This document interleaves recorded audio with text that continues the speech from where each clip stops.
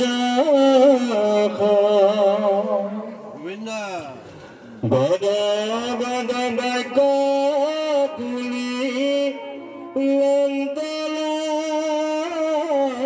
মানে ধ্ৰুৱজ্যোতি ডেকা আৰু মায়াঙ্গ কৃষ্ণনাথ ৰজা মায়াঙ্গ আইখাত বাৰুকাটা ধ্ৰুৱজ্যোতি ডেকা হে প্ৰণবন্ধু মোক বুলি বুজাই কি সমস্ত কিয় এয়া বৌ একে কঁকালত হৈ হেৰি কৰিছে গো আৰু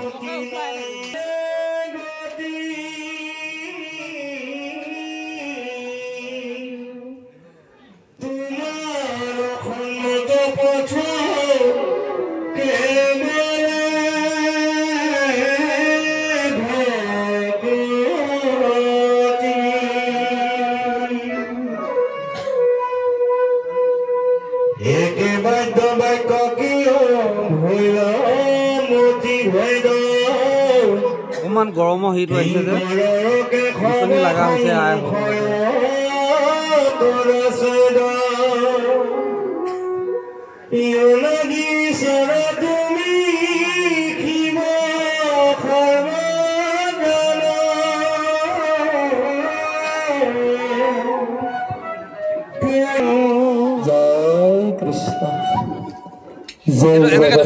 শ্ৰীমন্ত শংকৰ মাধৱ ওম তৎসৎ। এই মহান পবিত্ৰ স্থানত উপবিষ্ট হৈ মহাভাগৱত একান্তভাৱে শ্ৰৱণ কৰা প্ৰতিজন ভকত সাধুগুৰু বৈষ্ণৱ আই মাতৃ কিশোৰ কিশোৰী যুৱক যুৱতী সমান্বিত এই শব্দযন্ত্ৰৰ জৰিয়তে মহাভাগৱত শুনা সবাৰে শ্ৰী চৰণত অভাজনক কোটি কোটি প্ৰণাম। ইতিপূৰ্বে দুজন পীঠাচাৰ্য বিক্ৰম ব্যাসাচাৰ্যই এই আসন অলংকৃত কৰি গৈছে। আমাৰো জ্যেষ্ঠ ভাতৃ উজ্জ্বল প্ৰভুলৈ প্ৰণাম। এই গৃহস্থলৈ আমি প্ৰণাম কৰিছো। শাস্ত্ৰত সিদ্ধান্ত দিয়া আছে ঘোৰ কলিযুগত যিসকল ব্যক্তিয়ে মহান ভাগৱতৰ আয়োজন কৰিব নিজে শুনিব আনকো শুনা আৰু গোৱাৰ সুযোগ দিব।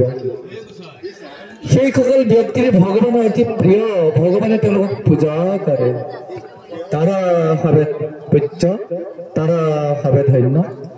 তারা কে সুবিধা যান করিত হরি অনেক বুলায় আপন করে কীর্তন। আমিও আজি গৃহস্থ বাৰ্ষিক সেৱাৰ লগত জড়িত হবলৈ পাই কৃতজ্ঞতা জ্ঞাপন কৰি এতিয়া মূল কথালৈ আহোঁ। এতিয়া আমি শুনি আছো একাদশ স্কন্ধ ভাগৱত বৈকুণ্ঠ বয়ান। বৈকুণ্ঠ বয়ান ইয়াতে ব্ৰহ্মাণ্ডত কেইটামান জাগাৰ বিশেষ স্থিতি আছে। আমি পৃথিৱীত আছো। পৃথিৱী নামৰ গ্ৰহটো ভাৰত দেশখনৰ অসম ৰাজ্যৰ মৰিগাঁও জিলাৰ নটুৱাঙত আছো আমি। এইটো আমাৰ ঠিকনা।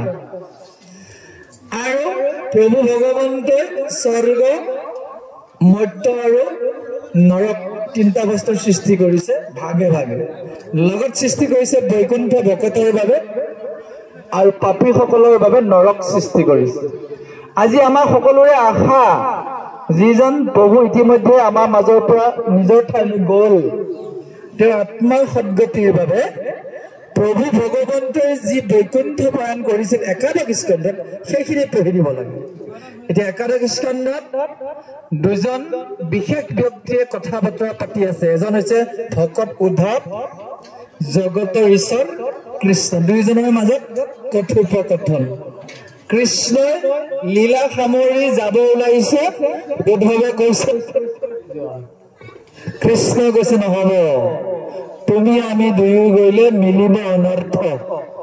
মই আহিছিলো তিনিটা কামৰ বাবে, কাম কেইটাতো হৈ গল। মই আহিছো কিয়? দুষ্টক দমন, সন্তক পালন, ধৰ্ম স্থাপন কৰিলো। পৰিত্ৰাণায় সাধনায় বিনাশায় দুষ্কৃতানাম ধৰ্ম সংস্থাপনাৰ্থে সম্ভৱামি যুগে যুগে। মই মহাভাৰতৰ যুদ্ধত সকলোবোৰ দুষ্টক বিনাশ কৰিলো। পুতনা বধৰ পৰা আৰম্ভ কৰিছে কৃষ্ণই। কৈছে এতিয়া মই যাবৰ হৈ গল। তেতিয়া উদ্ধৱে কলে ময়ো যাওঁ। কৃষ্ণই কৈছে নালাগে যাব, তুমি শ্ৰৱণ কীৰ্তন ধৰ্মটো প্ৰচাৰ কৰা। উদ্ধৱ আজিও আছে, বদৰিকাশ্ৰমত উদ্ধৱ আজিও বিদ্যমান, শাস্ত্ৰই সিদ্ধান্ত দিছে।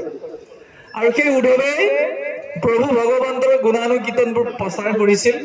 কিন্তু যোৱাৰ আগমুহূৰ্তত উদ্ধৱৰ 3টা প্ৰশ্ন সোমাই আছে। ঋষিসকলে কৈছে জ্ঞান মাৰ্গৰ যোগেদি ভগৱানক পায়। ভগৱানক লগ পোৱাৰ 3টা বিশেষ ৰাস্তা, জ্ঞান ৰাস্তা, কৰ্ম ৰাস্তা আৰু ভক্তি ৰাস্তা। আমি যদি গুৱাহাটীলৈ যাওঁ বুলি ভাবো, ভকত গাঁৱৰ পৰা জাগীৰোড হৈও যাব পাৰো, মায়ং হৈও যাব পাৰো, নতুবা আমি ঢেকীয়াজুলি হৈও গুৱাহাটী যাব পাৰো। বুজিব পাৰিছেনে? মানে ভগৱানক লগ পোৱাৰ 3টা ৰাস্তা, জ্ঞান মাৰ্গ, কৰ্ম মাৰ্গ, ভক্তি মাৰ্গ। কৃষ্ণই উদ্ধৱক কৈ গ'ল, হে উদ্ধৱ, সত্যত এটা দাঁতৰ কথা মই বাদ দিলো, আহি থকা কলি যুগত কেৱল জ্ঞান কৰ্মই মোক নাপাব, পাব ভক্তি মাৰ্গে। তেওঁ অসুবিধাত পৰি গ'ল উদ্ধৱে। ঋষিসকলেতো কৈছে জ্ঞান মাৰ্গতো পায়, ঋষিসকলে কৈছে কৰ্মকাণ্ডীটো পায়, আপুনি কৈছে আকৌ কেৱল ভক্তিত। কাৰণ কলি যুগৰ মানুহৰ মতিবোৰ অল্পায়ু হব, স্মৃতি শক্তি কমি থাকিব, ধৈৰ্য সহ্য কমি থাকিব। সত্য যুগত হিৰণ্যকশিপুৰে ধ্যান কৰিছিল, তপস্যা কৰিছিল, বুঢ়া আঙুলিৰ ওপৰত ধৰি দি। আমি 100 বছৰৰ কথা বাদ দিয়ক, গোটেই ৰাতিটো একে জেগাত বহি থাকিব পাৰিম নে? নহব, উঠিব লাগিব, অমুক কৰিব লাগিব, তমুক কৰিব। কৈছে হিৰণ্যকশিপুৰৰ গাত উই উঠি গৈছিল, সেই শক্তি এতিয়া আমাৰ নাই। সেইকাৰণে কৈছে কলি যুগত হৰে নাম হৰে নাম কেৱলম কলো নস্তব্য নস্তব্য গতিৰন্যথা। হৰিনাম হৰিনাম হৰিনামৰ বাহিৰে কলি যুগত অন্য ধৰ্মই গতি নাদিয়ে।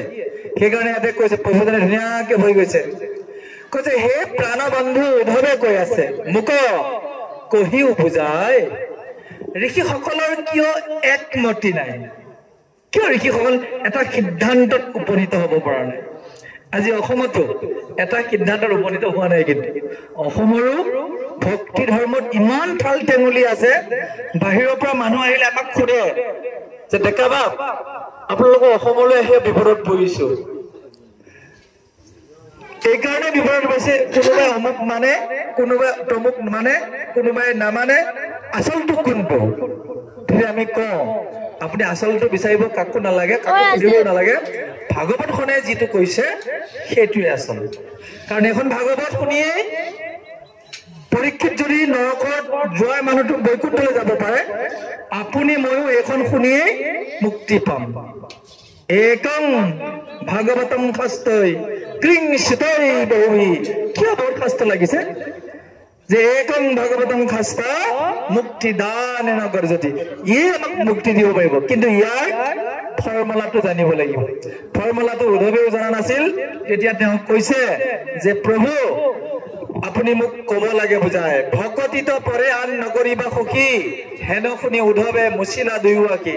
ভক্তিহে কৰিছে। ভক্তি মানে আমাৰ প্ৰভুজনে খুব সুন্দৰভাৱে উজ্জ্বলভাৱে কৈ গৈছে কৃষ্ণ আৰু কৃষ্ণ কথা গোৱাই হৈছে ভক্তি, শ্ৰৱণ কীৰ্তন। তাৰ লগত লাগিব বৈষ্ণৱ আদৰ্শত শ্ৰুতি স্মৃতি বেদত থকা নীতি নিয়ম। বুজিব পাৰিছে? ঈশ্বৰৰ নাম লমেই যদি ভয়ে লৈ থাকিলে কাম হব নেকি? জয় কৃষ্ণ। নীতি নিয়ম লাগিব, হয়নে? কাৰণ সেই সকলে নাম লৈ গম পাইছিল নাই? আমাতকৈ বেছিকে লয়। তুমি পাপ নধৰিবা, গধূলি হলে থাকিব নোৱাৰা দেই, জয় কৃষ্ণ বুলি। তেওঁলোকৰ কি হৈছে? তেওঁলোকৰ এটা এৱা ঘটৰ জল হৈ আছে। শ্ৰদ্ধা কৰা প্ৰভু ভগৱন্তৰ নামটো বেলেগত মিশ্ৰিত কৰিছে।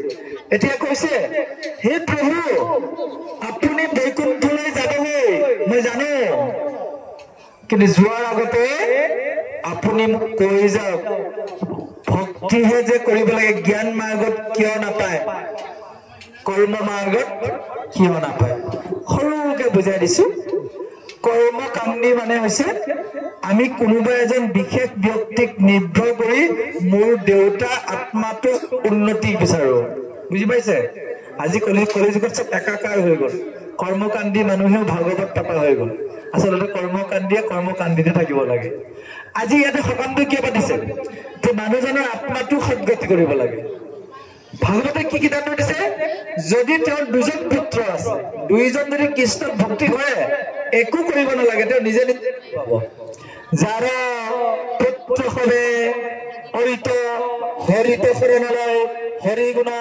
গাৱে শুদ্ধ ভাৱে দধি দুগ্ধ ঘৃত মিশ্ৰ পৃথিৱনে তিথি ভক্ত হলে বৈকুণ্ঠলৈ যাব সিদ্ধান্ত কিন্তু এতিয়া আজি আমাৰ সমাজ ব্যৱস্থাত কথাবোৰ একাকাৰ হৈ গৈছে জ্ঞান মাৰ্গত এজন এনেকুৱা প্ৰভু ভগৱন্তৰ চিন্তা চৰ্চা কৰা হয় মহাশূন্য বৃহৎ জ্যোতি সেই জ্যোতিটোকে লৈ ধ্যান কৰি থাকে কিন্তু মহাপুৰুষ শংকৰদেৱে কি কৰি গল মুখে বোলা ৰাম হৃদয় ধৰা ৰূপ এতেকে মুকুতি পাইবা কহিলো স্বৰূপ এই যে প্ৰভুজনৰ আত্মা সদ্গতি কৰে যে আজি এইখিনি যে পঢ়ি দিলে সকলোৱে শেষত হৰিধনী এটা দিব নহয় হৰি যে সকলোৰে একমত হৈ যেতিয়া আশীষ বাণী দিব আত্মাটো দিব সেইটোৱে নিয়ম যা নহওক তেতিয়া কৃষ্ণই কলে হে উদ্ধৱ মই তোমাক এই তিনিটা কথা কম এটা চৰ্তত তুমি মোৰ একান্ত ভক্ত একান্ত শব্দে ঘৰণতো সোমাই আছে কৃষ্ণই কৈছে যে হে উদ্ধৱ মই তোমাক এই কাৰণে কম মাধৱে বুলন্ত সখী শুনিও সিদ্ধান্ত তুমি মোৰ মহামিত্ৰ ভকত একান্ত এই যে একান্ত ভকত আমি এক কৃষ্ণক ভক্তি কৰিব পাৰিছোনে নাই জানি ল'ব লাগিব যা নহওক সেইটো আমি পিছত আমি পাই যাম এতিয়া অকণমান আপোনালোকক উল্লেখ কৰি দিছো মহাভাগৱতৰ বিষয়ে যে যি ফল সত্য যুগত তপস্যা কৰি পোৱা নগৈছিল হিৰণ্যকশিপুৰে ফল এটা পাইছিল মৃত্যু হল নে নাই মৃত্যু হল নৰসিংহকে মাৰি পেলালে যি ফল সমাধিত পোৱা নাযায় সমাধি মানে সমীক মুনিয়ে সমাধিত আছিলে গম পাইছে ভাগৱতখন যে হল পৰীক্ষিতে সমীক মুনি কি সোমাই দিছিলে এডাল সাপ পিন্ধাই দিছিলে সমাধিটো নহয় যি ফল মহান মহান যোগীসকলেও পোৱা নাই সেই ফল কিন্তু ভাগৱতত হয় ভাগৱতে কৈ আছে যৎ ফলং নাস্তি তপসা ন উগেন ন সমাধিনা তৎসৰ্বং ফলং ভাগৱত শ্ৰৱণেন লভ্যতে যি ফল শ শ বছৰ ধৰি তপস্যা কৰিও পোৱা নাযায় যি ফল হাবিত গৈ অকলে থাকিও যোগ সাধন কৰিব পোৱা নাযায় যি ফল হৃদয়ত কৃষ্ণৰ লগত একেলগে বাস কৰিও সমাধিত পোৱা নাযায় সেই সমস্ত ফল কলিযুগত ভাগৱত শুনাৰ লগে লগে পায় কিন্তু চৰ্ত আছে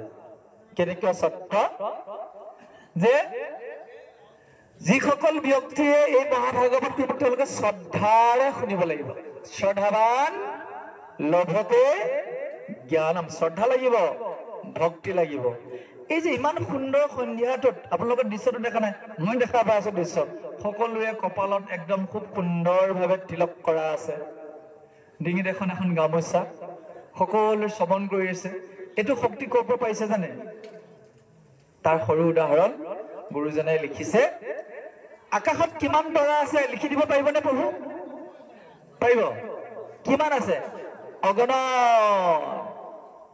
ঠিক সেইদৰে যিজন ব্যক্তিৰ শৰীৰত অগণন ভক্তি থাকিব পুণ্য থাকিব তেওঁলোকে ভাগৱত শুনিব যাহাৰ আছে পুণ্য অসংখ্যাত শিষে কাণ পাতে কৃষ্ণৰ কথাত কীৰ্তনত লিখিছে গুৰুজনে।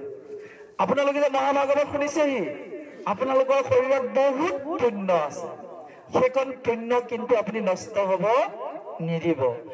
আৰু এটা চৰ্ত দিছে কৃষ্ণই। এই যেতিয়াই শৰাই পাতি ভগৱানক আহ্বান কৰিলে, ভগৱানে কৈছে মই বৈকুণ্ঠত থকা নাই, আজি মই ভাগৱতত আছো। নাৰদত কৈ আছে নাহং তিষ্ঠামি বৈকুণ্ঠে, মই বৈকুণ্ঠত ৰৈ থাকিব নোৱাৰো। যোগীনাং হৃদয় নাচ, যোগীৰ হৃদয় মোক বন্দী কৰি ৰাখিব নোৱাৰে। মদভক্ত যাত্ৰ গায়ন্তী, মোৰ ভক্তসকলে গাব আৰু শুনিব, তাত্ৰ তিষ্ঠামি নাৰদ, মই তাতে থাকো। নাৰদ এটা বিষ্ণু আচন্দ কৈ বৈকুণ্ঠতে মই নাথাকো, যোগীৰ হিয়া হৰি সমুদায়, মই থাকো ভকতৰ কীৰ্তন কৈছে। আপোনালোকক চাই আছে, কিন্তু আপোনালোক যদি ইফাল সিফাল কৰি থাকে প্ৰভু ভগৱন্তক কষ্ট পাব। বুজিব পাৰিছেনে? কাৰণ ভগৱন্তই কৈছে আজি ৰাতিটোত আপোনালোকে যে শ্ৰদ্ধাৰে ভাগৱত শুনিব, তেওঁলোকৰ নামত বগা মালা বনাই কৃষ্ণ গুচি যাব বৈকুণ্ঠলৈ। তাত গৈ আপোনালোকৰ গুৰুসকলক কৈ মালা পিন্ধিব, ভকতে লয় যতক গুণ নাম, তাৰ মালা গান্ধী অনুপান, পিন্ধন্ত কণ্ঠিত কৰি উচ্চত, হেলখে ভকত বান্ধৱ মাধৱ। সেয়েহে মই অনুৰোধ কৰিছো, যিখিনি সময় থাকে গোটেই ৰাতিটোৱে শুনিব লাগিব বুলি কথা নাই দিয়কচোন। থকা সময়খিনিত কিবা এটা নিবলৈ চেষ্টা কৰিব। কিন্তু আপোনালোকৰ শৰীৰত যে পুণ্য আছে, তাৰ ফলতে আপোনালোকে মহাভাগৱত। বাৰু কৃষ্ণই এই উদ্ধৱক ভক্তিৰ মাৰ্গটোনো কি, দুটা বস্তু পাব ইয়াতে, ভক্তিৰ বিষয়ে পাব আৰু ভকতৰ বিষয়ে পাব। আৰু এটা বস্তু পাব এই খণ্ডটোত, সাধুৰ সংগ। তিনিটা কথাই কৃষ্ণ উদ্ধৱ সংবাদত সোমাই আছে। কেনেকে ভক্তি কৰিব লাগে, ভকত কোন আৰু সাধু সংগ কি। আহক প্ৰভুজনৰ মিঠা কণ্ঠৰে আমি এই শুভ সন্ধ্যা মহাভাগৱত শ্ৰৱণ কৰো। জয় কৃষ্ণ, জয় কৃষ্ণ।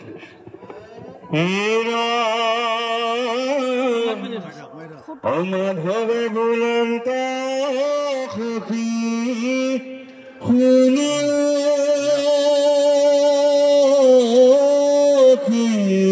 সিদ্ধান্ত,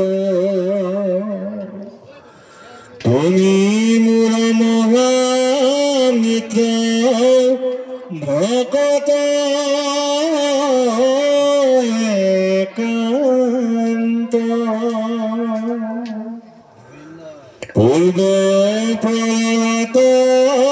নষ্ট ভৈলৱে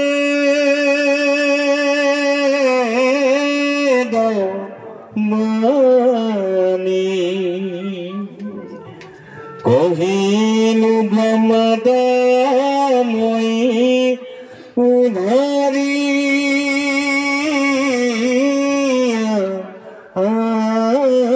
আদি,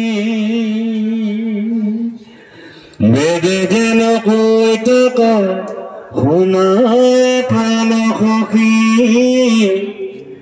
মায়াময় বেদ ধৰ্ম সবাক উপেক্ষী, কেৱল মাত মাত লৈনে কখন,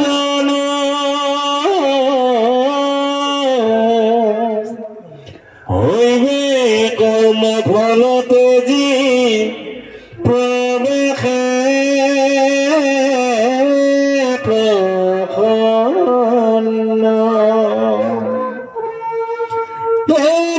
মই বিনে বেদ কিছু আনন্দ বাসনে, চাৰিও বেদৰ তত্ত্ব অৰ্থ নিমানে,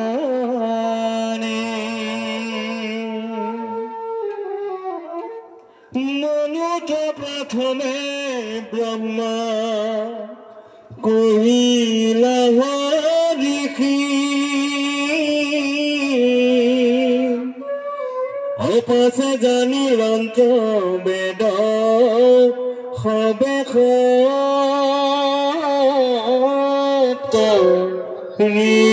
ঋষি।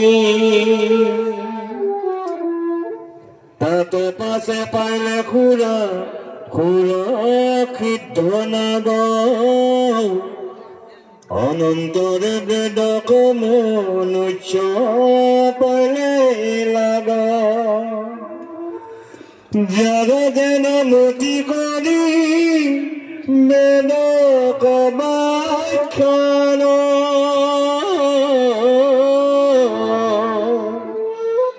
নিজ অৰ্থ ভকতিত তেজী